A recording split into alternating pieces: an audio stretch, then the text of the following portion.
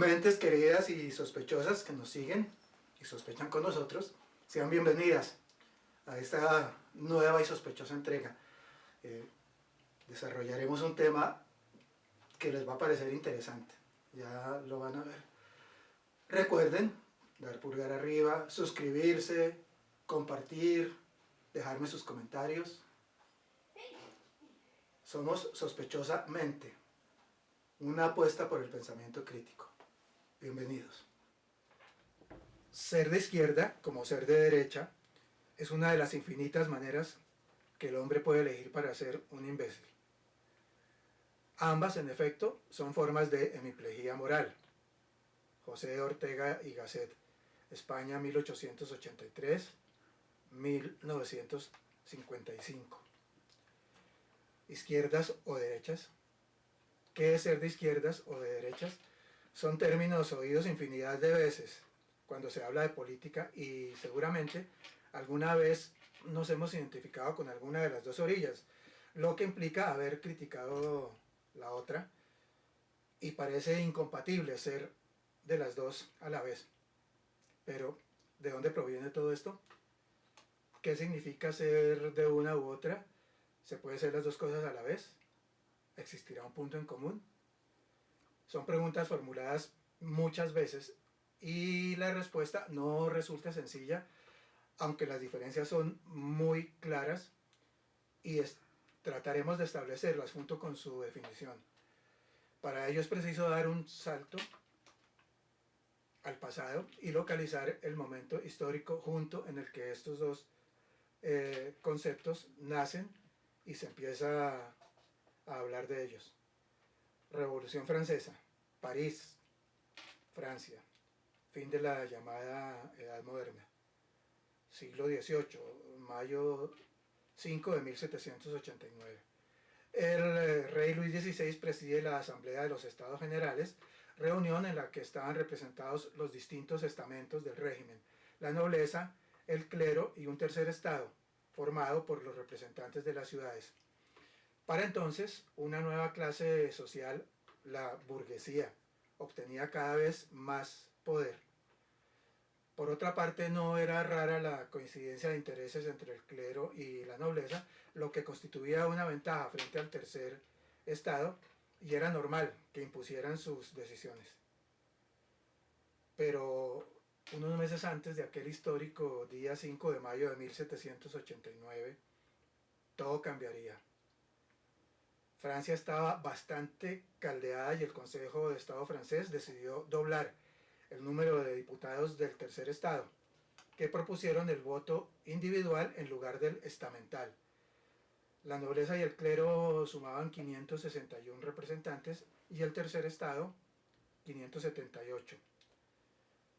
En esta votación el sistema aún era estamentario, por lo tanto, nuevamente 2-1 en contra del pueblo y con la aprobación del rey.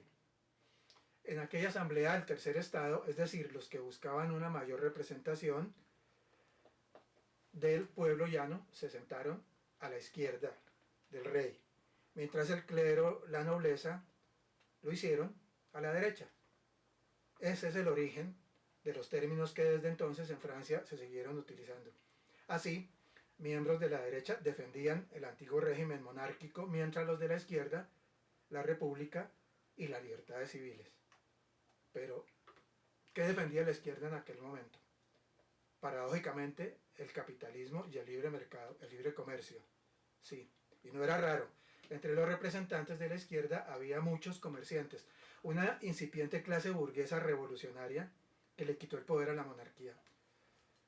A estas alturas, mucho de ello ha cambiado.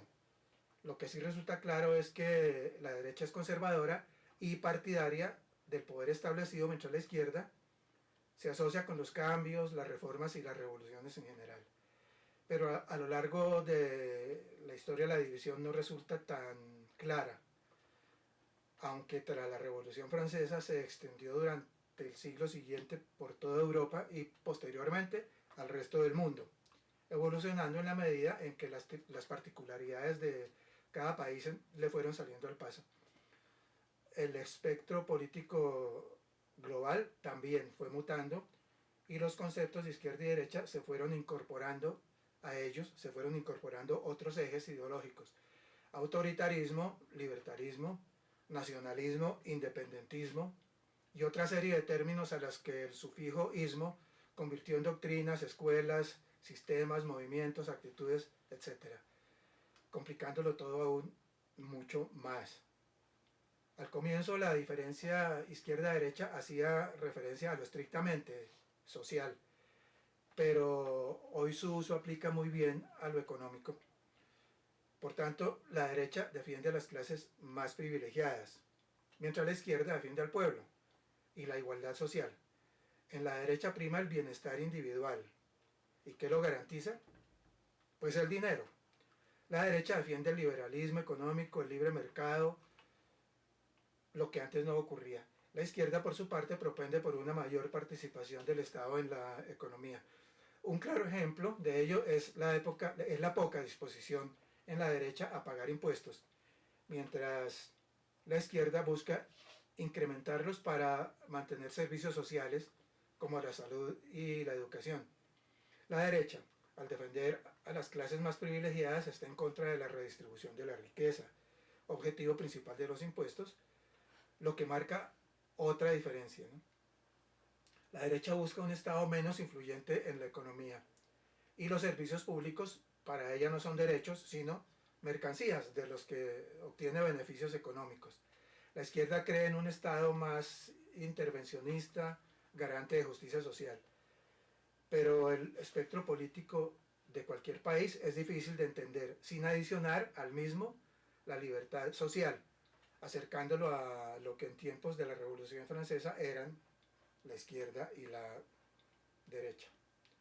Así, los progresistas son de izquierdas, buscan un mayor progreso social, más derechos para los grupos menos favorecidos o minorías sociales, mientras su contraparte, los conservadores, defienden los valores tradicionales y las estructuras clásicas de poder, como el militarismo y la defensa de las religiones. Es por ello que los individuos progresistas tienden a ser de izquierda y los conservadores de derecha, siguiendo la tradicional tendencia de izquierdas y derechas, con sus características clásicas. Esto no resulta tan sencillo, más aún si se agrega otro eje como autoritarismo, libertad, asociado tradicionalmente a derecha e izquierda. Entonces, surgen preguntas. ¿Es la derecha más autoritaria y menos progresista? Es la tendencia, aunque no se cumple del todo. En el mundo, ejemplos. Países como China, Bielorrusia o Corea del Norte, entre otros, gobernados por una teórica izquierda, son de claros tintes autoritarios y negación de derechos, tales como la libertad sexual o los derechos de la mujer, prácticamente no existen allá. ¿Es la izquierda menos liberal en lo económico? No tiene por qué serlo. En países nórdicos como Dinamarca, Finlandia o Suecia ha habido gobiernos de izquierda para los que han primado la recaudación de impuestos y los servicios públicos, pero también lo han sido las políticas liberales con una flexible regulación de mercados, incentivos al sector privado y la formación de nuevas empresas. Así, países con una altísima presión fiscal y enorme gasto público característicos de la izquierda están entre los más capitalistas del planeta. Sería contradictorio afirmar que no puede haber redistribución de la riqueza y fomentar al mismo tiempo un capitalismo al 100%. Resulta complicado querer añadir cualquier otro eje social. Las políticas neoliberales siempre serán señaladas como de derechas, aunque con excepciones los ejes planteados en general funcionan. Por ejemplo, el estalinismo, muy autoritario, es de izquierdas, en tanto el fascismo, igualmente autoritario, es de derechas. Curiosamente, estos sistemas a nivel socioeconómico, cuando buscan la protección de los trabajadores, ¿será que las buscan?, muestran tendencias de izquierda, mientras que en un plano estrictamente social parecen muy conservadores. En asuntos como los derechos de la comunidad LGBTI,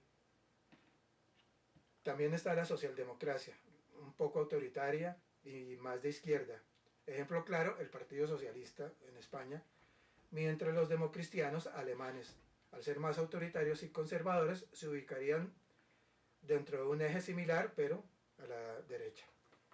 Ejemplos sobran, mas no escapan a la subjetividad.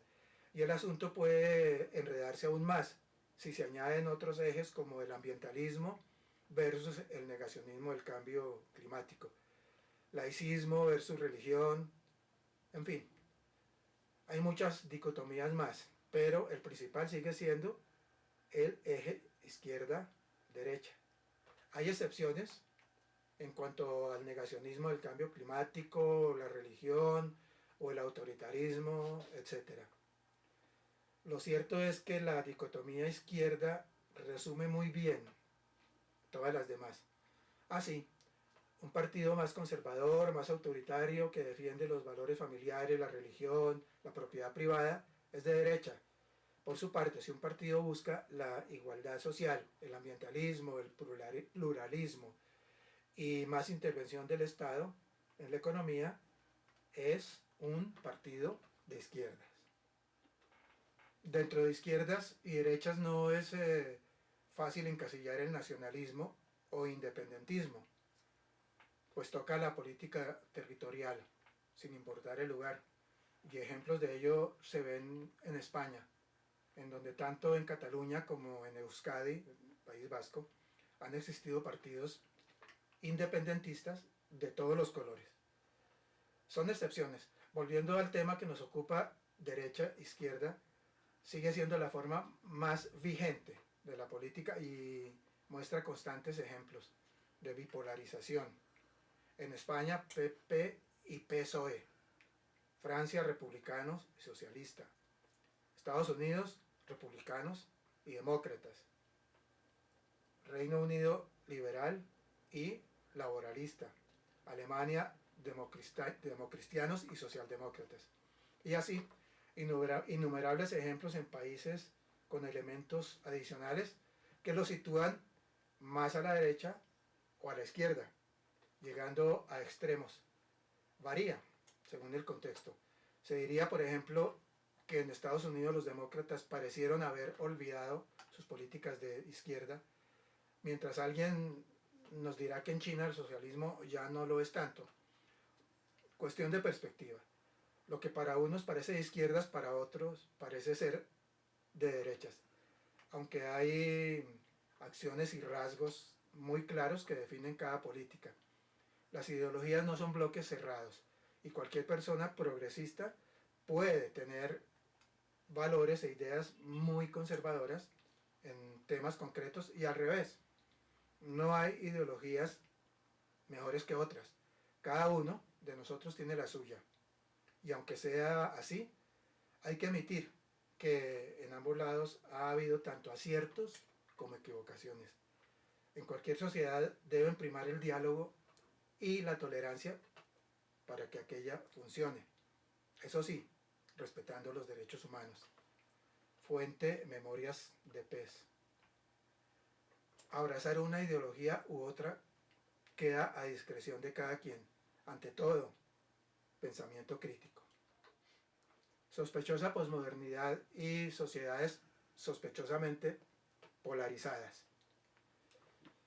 Vistos los orígenes y definiciones de los términos izquierdas y derechas, puede evidenciarse que los siglos XIX y XX las transformaron en corrientes ideológicas definidas.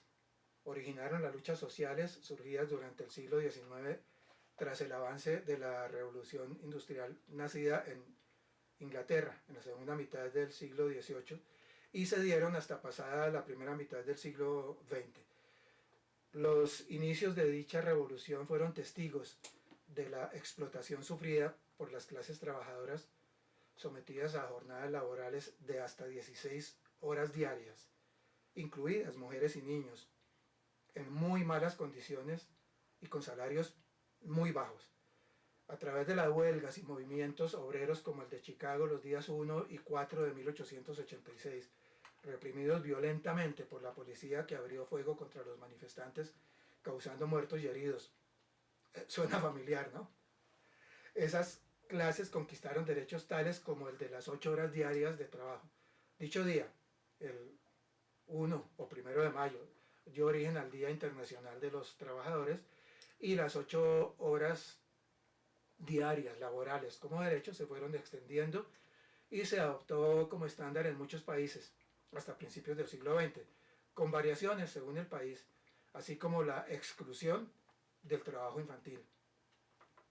Los conceptos ideológicos de izquierda y derecha se afianzaron, sirviendo como estandartes tanto de un lado como del otro.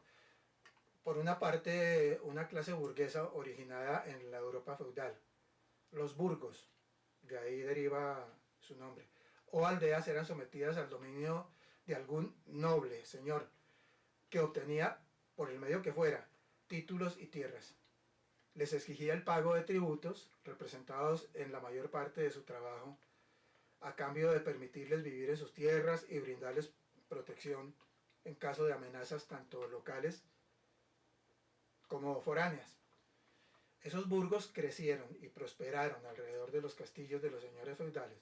Empezaron a comerciar entre sí, evolucionaron hacia una, en principio, incipiente clase emergente, que con el tiempo adquirió poder e influencia dentro del pueblo y llegó a constituirse en la clase que derrocó la monarquía.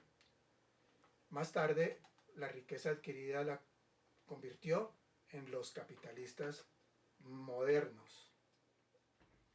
Así Francia pasó de ser un régimen monárquico a convertirse en la conocida como Primera República Francesa.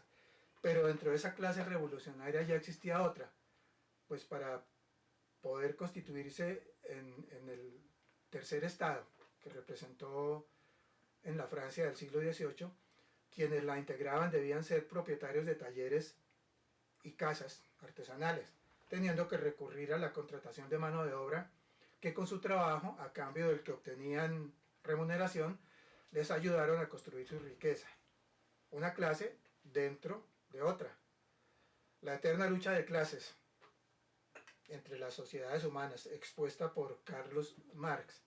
La burguesía se transformó así en una clase intermedia entre la aristocracia y la servidumbre, a la que se le denominó tercer estamento o estado.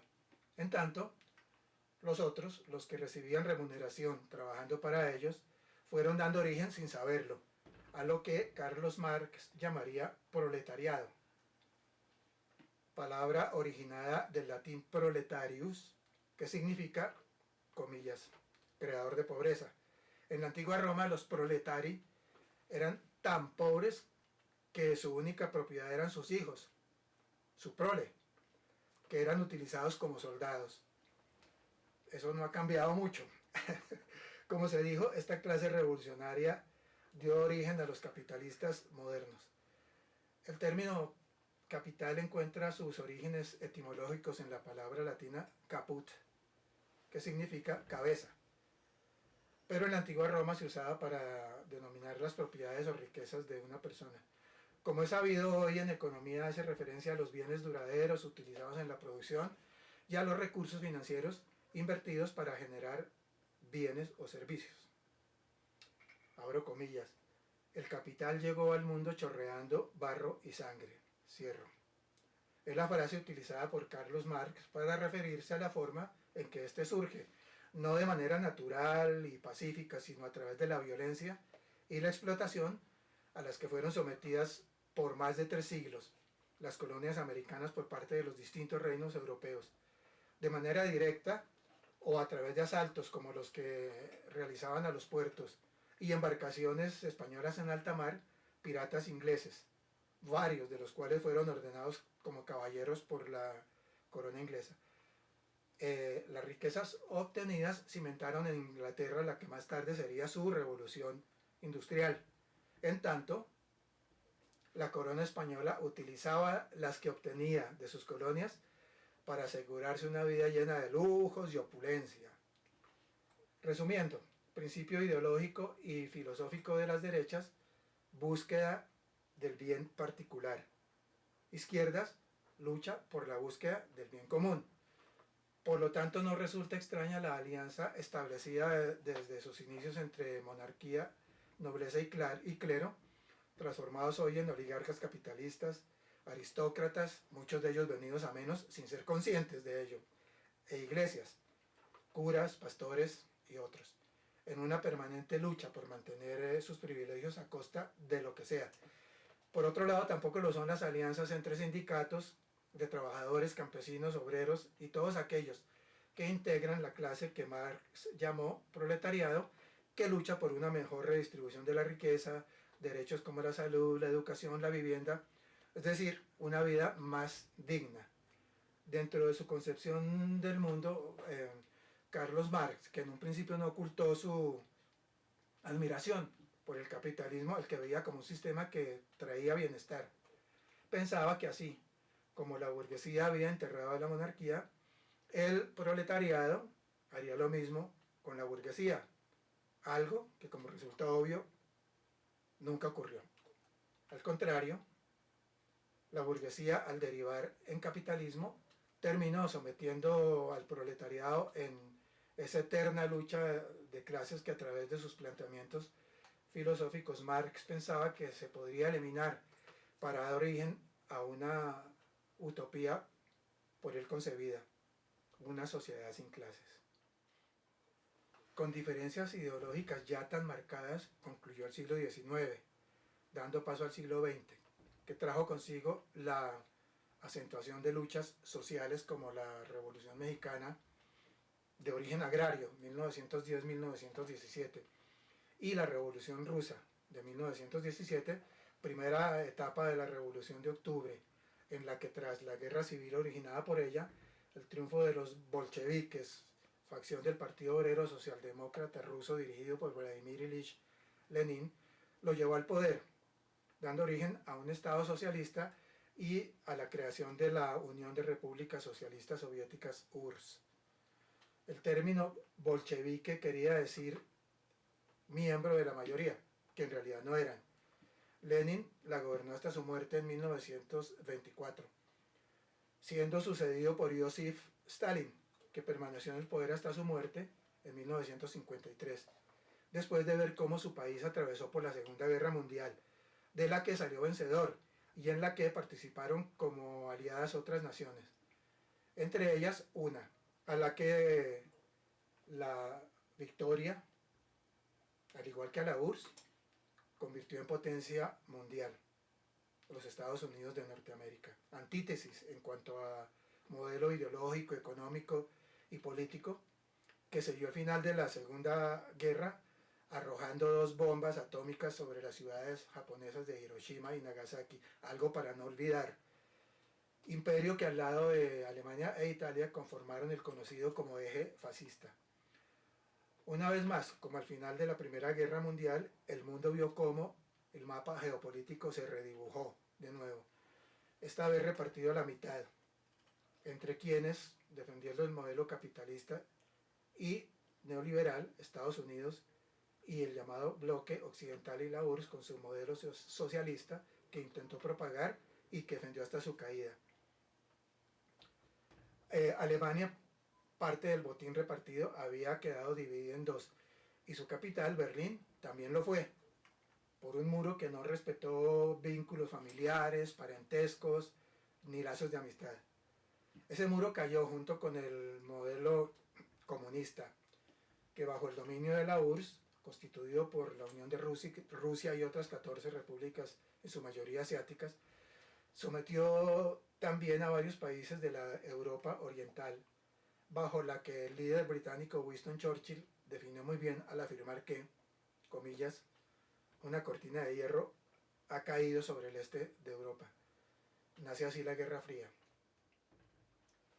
Las 2 potencias medían permanentemente sus fuerzas. Y, como decimos en forma coloquial, disuasivamente se mostraban los dientes, hasta poner al mundo al borde de la Tercera Guerra Mundial, tras la crisis de los misiles, año 1962, la URSS puso submarinos nucleares frente a las costas cubanas, país afín en el que había triunfado la revolución socialista, apuntando hacia Estados Unidos, que había hecho lo propio en el Mar Negro, amenazando a Rusia. La crisis fue resuelta a través de la diplomacia, lo que evitó que llevasen al mundo a su extinción.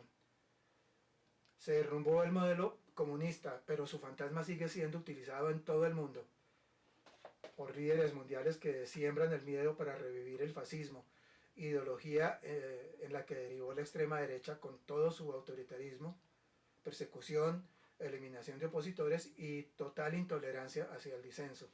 En tanto, la izquierda extrema y su ideología, bajo el denominado stalinismo, desembocó en el totalitarismo con regímenes como el soviético, en el que los señalados, aunque no lo fueran, como disidentes, terminaban en los espantosos gulag, campos de trabajos forzados. Dos modelos ideológicos, políticos y económicos igualmente fracasados. Como se dijo, una ideología no es mejor o peor que otra.